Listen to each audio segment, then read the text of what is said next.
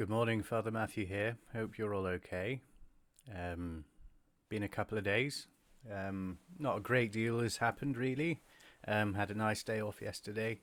Worked on a piece of music. Listened to an album that actually I bought for my daughter, but I had a listen through it and enjoyed that. Um, I'm thinking a bit today about creation, really. One of the pieces of music I put on the album I uploaded, I called Fiat Lux, which means "Let there be light," and it was the title was because when I listened back to it one day, it conjured in my mind sort of images of creation and the voices of the host of heaven rejoicing in the creation that was unfolding. Um, so that's why the whole thing of creation is a little bit in my thoughts. Um, I saw an interesting and quite amusing post the other day. I forget what the sketch is called. It's a sort of spoof news broadcast.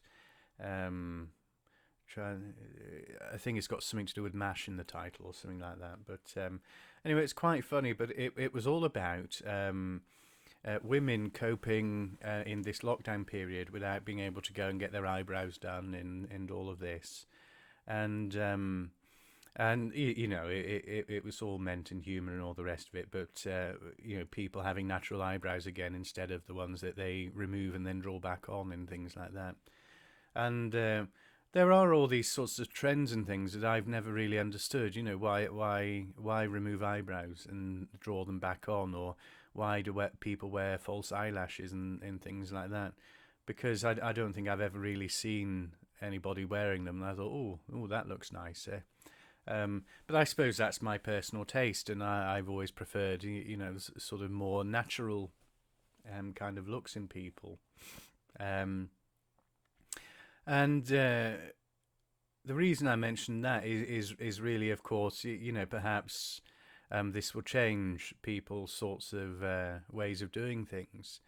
But I suppose, really, as we continue to go through this time, I'm sort of thinking about the world and the society that we're creating that will be after all this is over.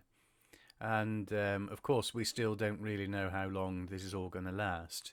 And I'm certainly one of those people that think that if we lift the restrictions too soon, then we'll simply just have to go all through it again. Um, you know, so I think we do need to, unfortunately, take our time and see it through properly.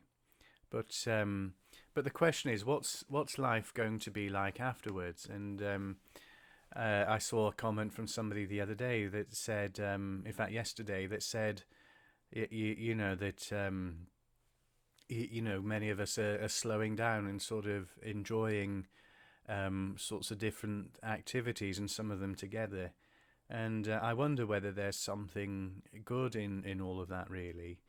I'm certainly thinking about the way I'm going to work after this is over. And I had an interesting conversation the other night online with a friend of mine who I trained with, who's also ordained, for a podcast that he's doing. And we were talking about life and ministry, and particularly in this time. And you know, we were both saying that you know, the amount of extra time um, sort of gives us opportunity to do things that we really enjoy and that bring life to us. And I wonder whether that's perhaps true for all of us, that we perhaps create a sort of way of living that brings real joy. Because without that joy, without those other things, life is just a sort of treadmill that we just keep going on, and there's no end to it. And certainly in this time that I've been doing things that I enjoy, like the music and everything else, I felt that you know, I feel more whole as a person and sort of enjoying life more. Um, I think the thing I'm still struggling with in terms of what I do is is not really being able to do much for people. Like this week, I've had a couple of conversations about people being in hospital or whatever. Of course, I can't go in and see them, um, or anything else. All I can do is say prayers and reassure people of my prayers. But what is it that we're creating from this? Because I do, unusually optimistically for me, I do think that a lot of good will come from this time. It's just a shame that it takes so many restrictions and so much suffering for so many people, for this to happen. But this is a time for us to rethink and reassess, and so I hope that that will happen. But look after yourselves and each other, and may God bless you. Bye for now.